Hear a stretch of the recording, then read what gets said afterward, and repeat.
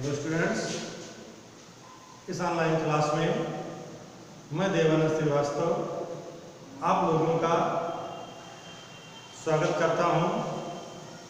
और स्टूडेंट्स, मैं आज के अपने इस वीडियो में आप लोगों के लिए कक्षा 9 हिंदी विषय के अंतर्गत आने वाले संस्कृत खंड में पुरुषोत्तम राम ये पुरुषोत्तम राम शीर्षक लेकर के आपके बीच में उपस्थित हुआ हूँ। तो आज आपको पुरुषोत्तम राम शीर्षक जो कि आपके पाठ्यक्रम में दिया गया है, इस पुरुषोत्तम राम के माध्यम से आपको भगवान श्री राम के चारित्रिक विशेषताओं के बारे में जानने का अवसर प्राप्त होगा कि भगवान श्री राम में कौन कौन से चारित्रिक गुण विद्यमान थे और किस कारण से भगवान श्री राम को इतना ऊंचा पद प्राप्त हुआ था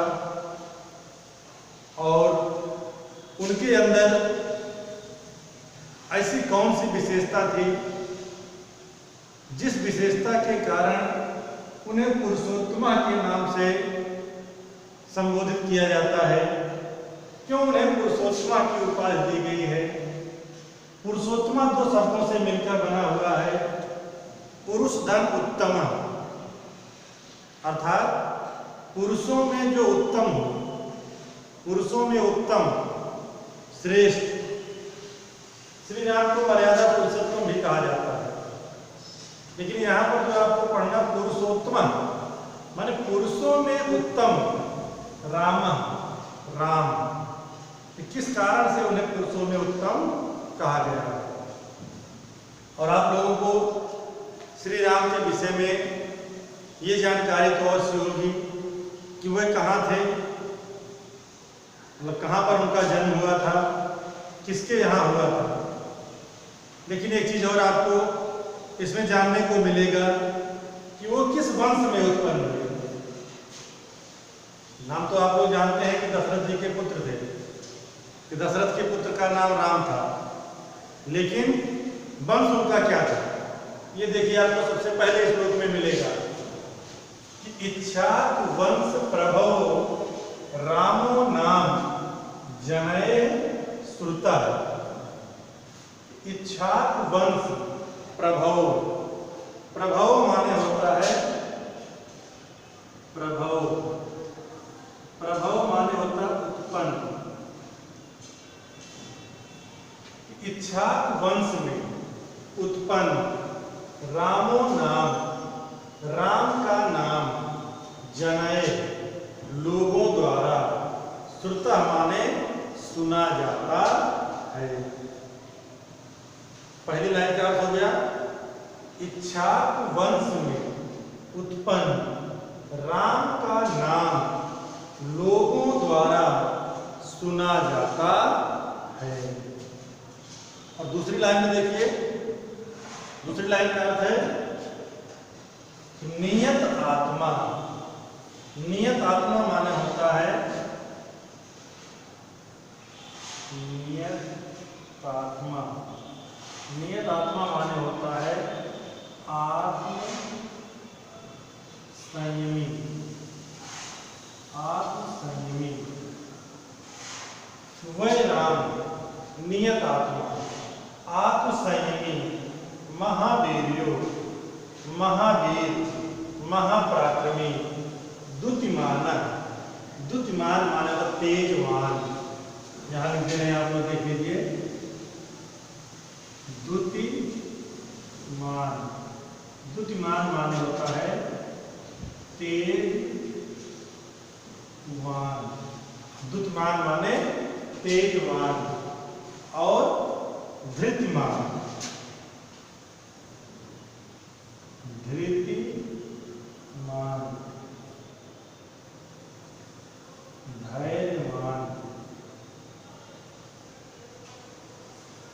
वसी।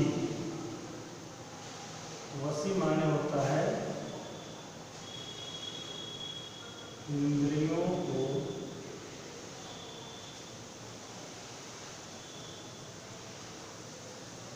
वश में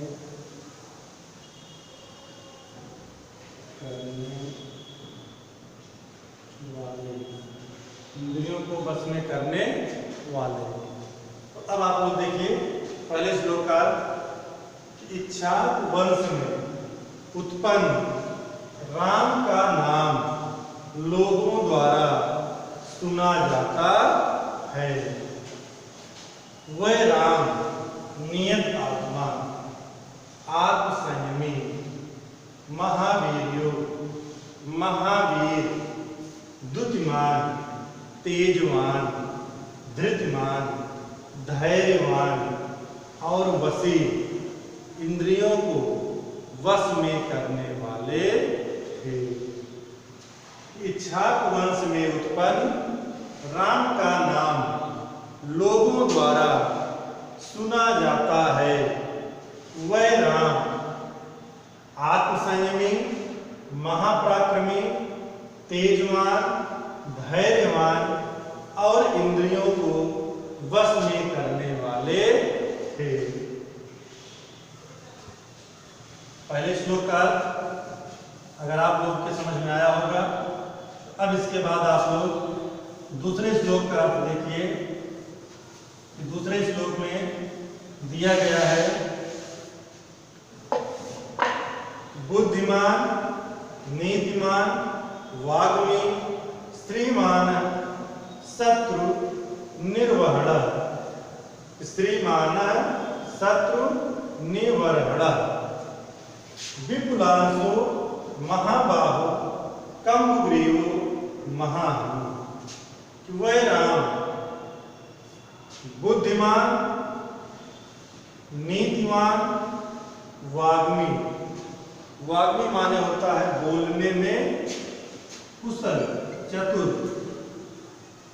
वाग्मी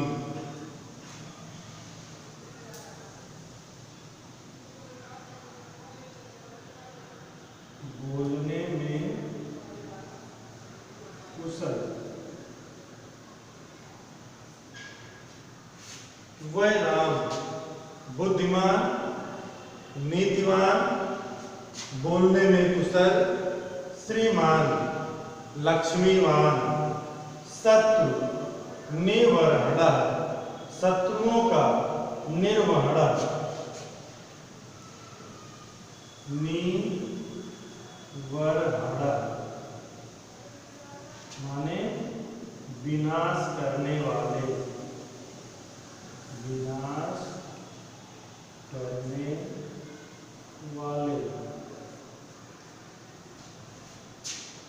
वह राम बुद्धिमान, नीतिमान, बोलने में कुशल, लक्ष्मीवान, शत्रुओं का नाश करने वाले, विपुलांशो विशाल कंधों वाले, महाबाहु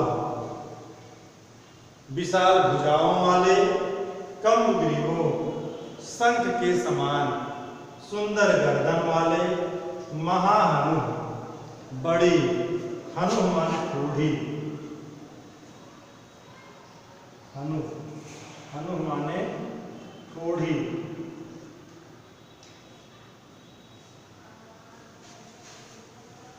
वह राम बुद्धिमान, नीतिमान, बोलने में कुशल, श्रीमान माने लक्ष्मीवान, शत्रुओं का विनाश करने वाले, विशाल कंधों वाले, विशाल भुजाओं वाले, शंख के समान सुंदर गर्दन वाले, महाहनु बड़ी ठोड़ी वाले थे।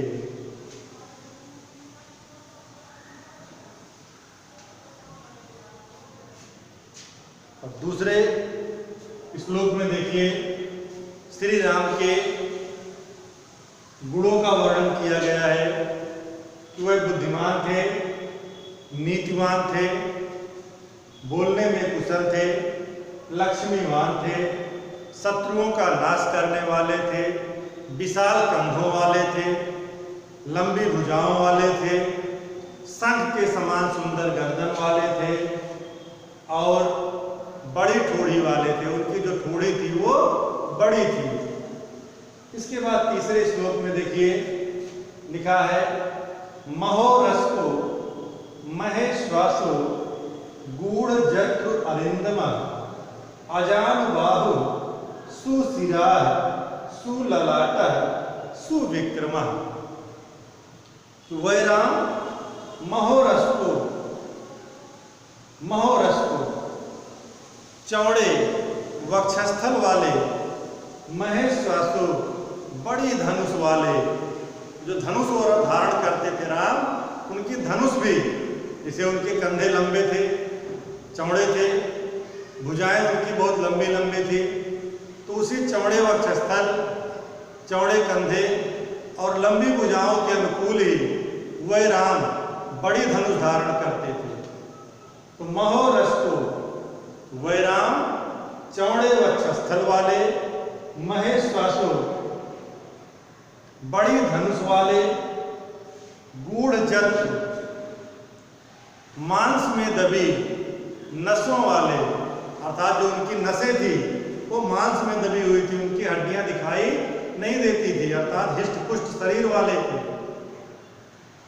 गूढ़ जत्र मांस में दबी नसों वाले, अरिंदम शत्रुओं का विनाश करने वाले, शत्रुओं का दमन करने वाले थे।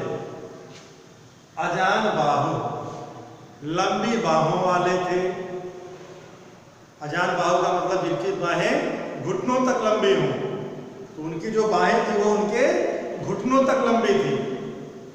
तो अजान बाहु घुटनों तक लंबी बाहों वाले, सुशिरा सुंदर सिर वाले, सुललाट सुंदर ललाट वाले, ललाट माने मस्तक, तो सुंदर मस्तक वाले, सुविक्रम अत्यंत पराक्रमी थे।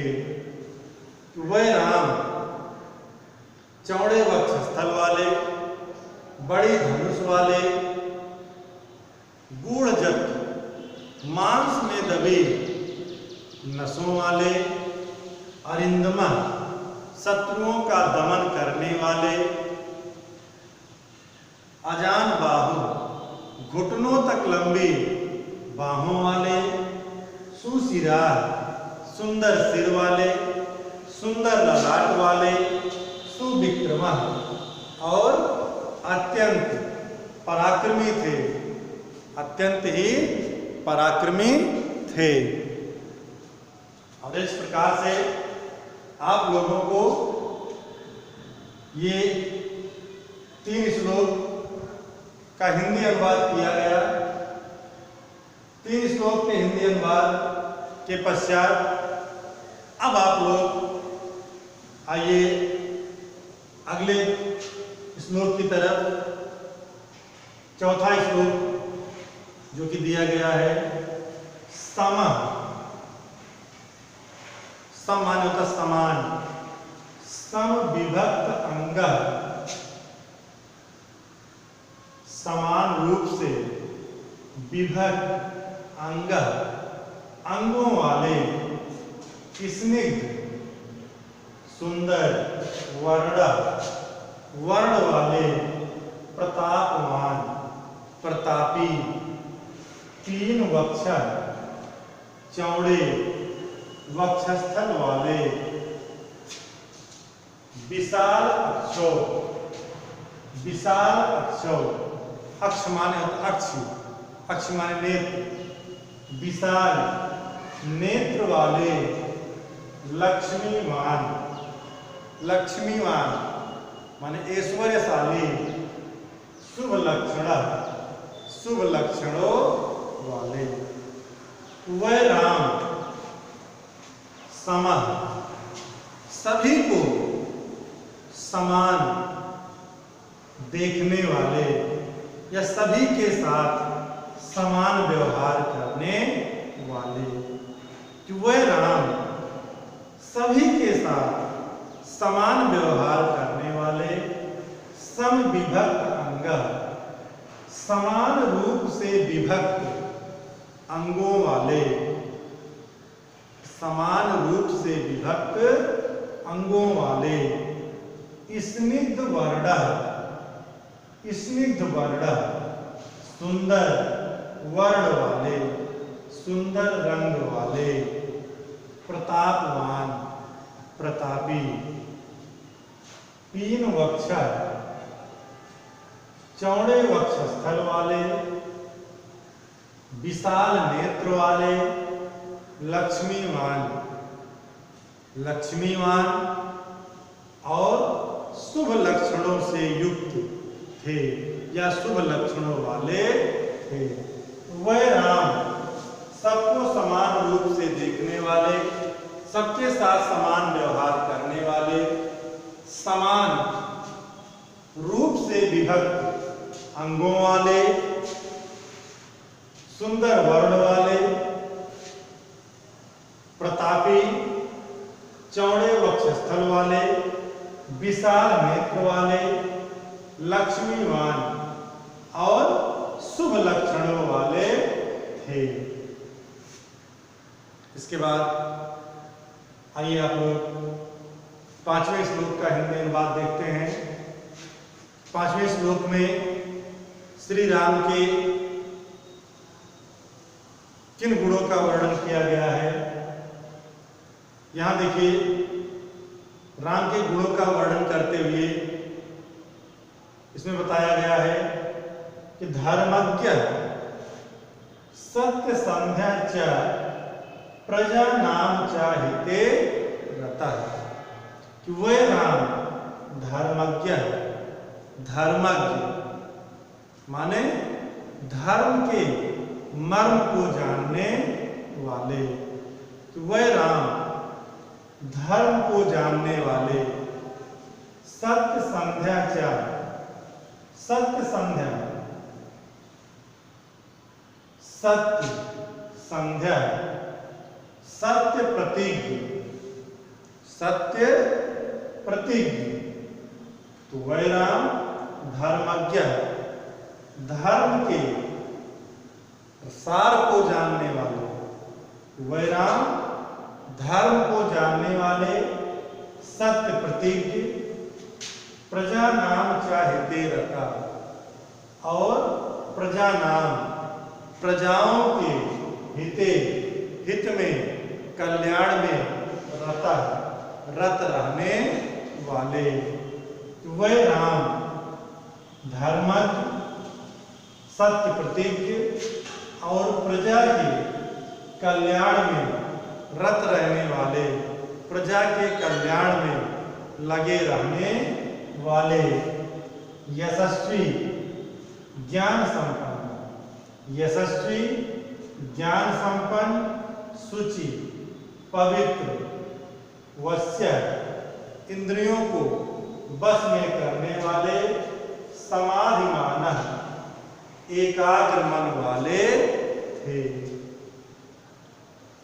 तो इसमें क्या बताया गया, राम की कौन सी विशेषता, वह राम धर्मज्ञ थे, धर्म को जानने वाले थे, सत्य प्रतिज्ञ थे, माने सत्य का पालन करने वाले थे, और प्रजा नाम चाहिते रहे, प्रजा के कल्याण में लगे रहने वाले थे, सदैव प्रजा का कल्याण चाहने वाले थे, यशस्वी थे, ज्ञान संपन्न थे, माने ज्ञान के उनके पास कोई कमी नहीं थी, ज्ञानी थे, शुचि, पवित्र आचरण वाले थे, पवित्र आत्मा वाले थे, पवित्र मन वाले थे, वश्य, इंद्रियों को बस में करने वाले थे, और समाधिमाना, समाधिमाना, मन को एकाग्र करने वाले थे। राम मन को एकाग्र करने वाले थे।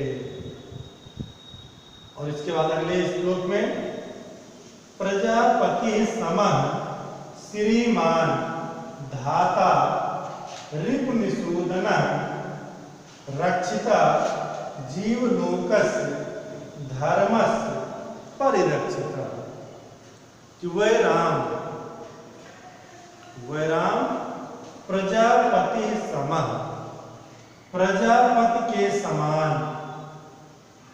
वह राम प्रजापति के समान, ब्रह्मा के समान, श्रीमान, श्रीमान, शोभा संपन्न, ऐश्वर्यशाली, धाता, धैर्यवान, रिपुनसूदनः, शत्रुओं का नाश करने वाले, रक्षिता जीवलोकस्य, जीवलोक की रक्षिता, रक्षा करने वाले, धर्मस्य परिरक्षिता, और धर्म की रक्षा करने वाले थे। वह राम प्रजापति के समान, ऐश्वर्यशाली, धैर्यवान, रिपुनिसूदनः, शत्रुओं का नाश करने वाले, जीवलोक की रक्षा करने वाले और धर्म की रक्षा करने वाले थे। तो कहने का मतलब यह है कि जिस प्रकार से प्रजापति ऐश्वर्यशाली हैं, धैर्यवान हैं और शत्रुओं का नाश करने वाले हैं, अपने जीवलोक की अर्थात समस्त जीवों की, समस्त प्राणियों की रक्षा करने वाले हैं और धर्म की रक्षा करने वाले हैं, तो उन्हीं प्रजापति के समान श्री राम भी ऐश्वर्यशाली हैं, धैर्यवान हैं, शत्रुओं का नाश करने वाले हैं, जीवलोक की माने अपनी प्रजा की रक्षा करने वाले हैं और धर्म की रक्षा करने वाले हैं। तो स्टूडेंट्स, आज के इस ऑनलाइन वीडियो क्लास में आपको ये जितने भी श्लोक पढ़ाए गए हैं, इन श्लोकों का अध्ययन आप लोग कीजिएगा और इसके आगे के जो श्लोक हैं उस श्लोक के साथ हम बहुत जल्द आपसे अगले वीडियो में मिलेंगे। तब तक के लिए आप लोग इसका अध्ययन कीजिए अच्छे तरीके से। धन्यवाद।